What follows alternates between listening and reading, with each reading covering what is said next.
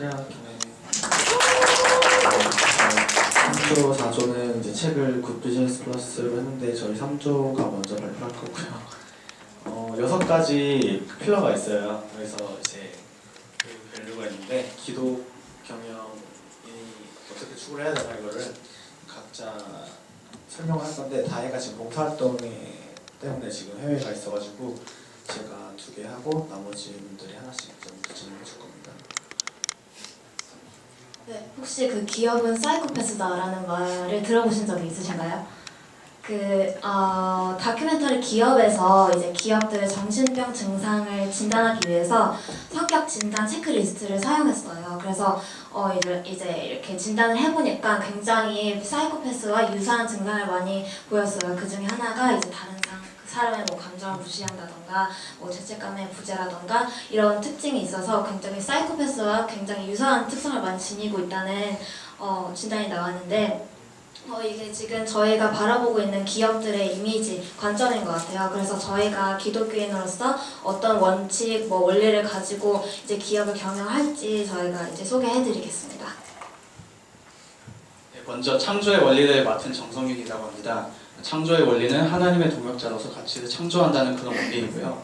핵심 구성으로는 목적, 지향, 주인, 의식, 혁신성 이게 다 3가지가 다 창조의 원리에 들어가긴 하는데요. 저는 오늘은 목적 지향에 대해서 저희가 또 아까 그 기도문을 외웠잖아요. 그 비전 기도문 외웠던 것처럼 이게 어떻게 현실에서 적용이 되고 있는지 사례를 조사했습니다.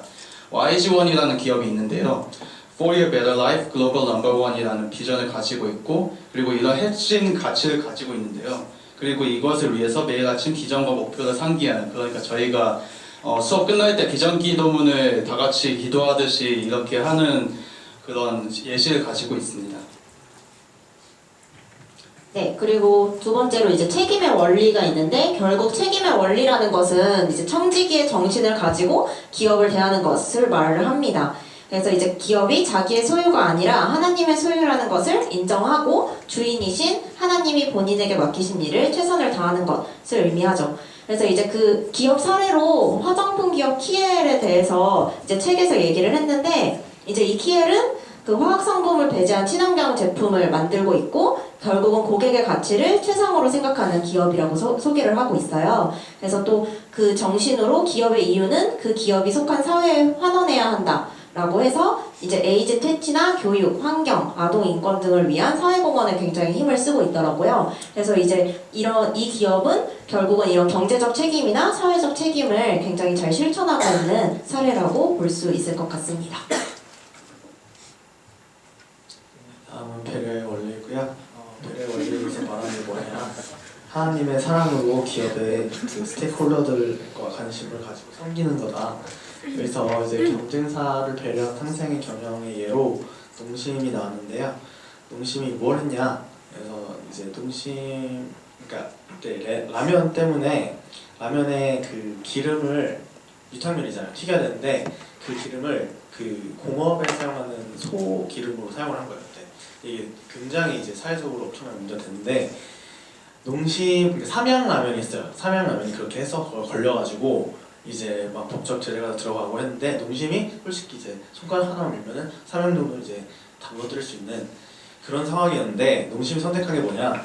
상생을 선택을 했어요. 얘들 어떻게 했냐? 기다려줬어요. 상대방이 일어설 때까지. 그리고 쌀라면을 개발을 했는데 삼양라면이 먼저 그걸 개발했거든요. 그거를 출시도 거기서 먼저 하게끔 기다려줬어요. 다 기다려주고 그 라면이라는 마켓 자체를 성장시켜가지고 자기의 파이도 커지고 상대방도 파이를 가지고 갈 수 있는 그렇게 상생의 그런 선택을 해서 되게 배려의 원리를 극단적으로 잘 보여주는 그런 케이스 스터디가 아니었나 싶습니다. 그리고 공의의 원리인데요. 공의의 원리는 하나님의 의에 따라서 공정하게 판단하고 행동하는 원리. 하지만 이것은 법적인 그런 절차나 그런 게 정해져 있지만 피상적으로 그 안에서 그걸 실천하고 노력해야 되지 이 공의의 원리가 결국에는 이루어진다. 그게 책의 중심 내용이었고요. 여기서는 이제 IBM이 나와요. IBM이라는 그 IT 기업에서 인재를 채용을 할 때 그런 이제 뭐 성별이나 그런 뭐 인종 그리고 뭐 성별, 그 나이대 그리고 섹슈얼 오리엔테이션 이런 거랑 상관없이 그 기업 가치와 맞는 그런 캔디데이트이 있으면은 그걸 채용을 하겠다라고 가장 먼저 공개적으로 발표를 했었던 기업이었고요. 네. 모든 상황과 형편을 살펴서 실질적인 평등과 공정이 실현되도록 해야만 이제 정의가 실현될 수 있다. 결국엔 실천이 우선이 되어야 된다라는 게 주 내용이었습니다. 네, 일단 신뢰는 하나님과 사람 앞에서 거짓 없이 행해서 이해관계자들에게 믿음을 주는 원리라고 볼 수 있는데 이거는 이제 진실성, 투명성, 일관성을 바탕으로 합니다. 그래서 일단 예를 들어보자면 존슨앤존슨 그 뭐죠? 베이비 로션의 이제 아시죠? 네. 그래서 그 존슨앤존슨이 지키고 있는 신조가 우리 제품과 서비스를 이용하는 의사, 환자, 부모 등 모든 고객들에게 우리는 책임이 있다. 이런 신조를 가지고 있는데 이 신조를 굉장히 잘 지키고 있는 것으로 나타나고 있어요. 예를 들면 타이레놀 사건이 있었는데 1982년에 시카고에서 타이레놀을 이제 먹어서 시민 중에 7명이 죽었어요. 그래서 이 사건이 일어나서 이제 진통제 시장에서 원래는 시장 점유율이 35%였는데 6.5%까지 하락을 하게 됩니다. 그런데 이 조사 결과 어떤 사람이 의도적으로 타이레놀 병에 청산가리를 넣었다는 사실이 밝혀져서 일단 그 존슨앤존슨이 이 사건에 잘못이 없다는 게 판명이 됐습니다. 그래서 존슨앤존슨이 이제 신뢰를 얻기 위해서 조사 과정 모두 정보를 투명하게 공개를 했고요. 그리고 사실 좀 더 놀라웠던 점이 시카고 지역에서 일어난 사건이라서 이것을 시카고 지역에 있는 타이레놀만 수거를 하면 되는데 혹시나 모방 범죄를 어떤 사람이 일으켰을까봐 미국 전역에 있는 타이레놀을 수거를 하게 됩니다. 그래서 거의 한 1억 달러 정도 손실이 발생했는데 거의 하나로 1,100억 원이라고 해요. 그래서 굉장히 이 비용을 씀에도 불구하고 이제 이 분들이 이제 신뢰를 지켜서 거의 6개월 만에 시장 점유율을 다시 회복했다는 그런 사례였습니다.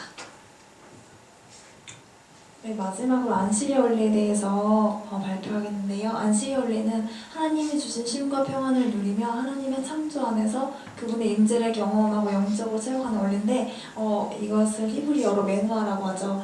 그리고 안식의 원리를 구성하는 요소로는 영혼의 풍요, 그리고 그침과 쉼, 관계의 누림으로 이렇게 이루어져 있습니다. 또 안식의 원리를 또 실현하고 있는 가장 대표적인 기업으로는 LG U+의 즐거운 직장팀인데요. 이 팀은 직원들의 스트레스 관리를 위해서 심신의 건강과 집중력 향상을 목적으로 명상 프로그램을 도입하고 있습니다. 네, 이상으로 저희 3주 발표 마치겠습니다.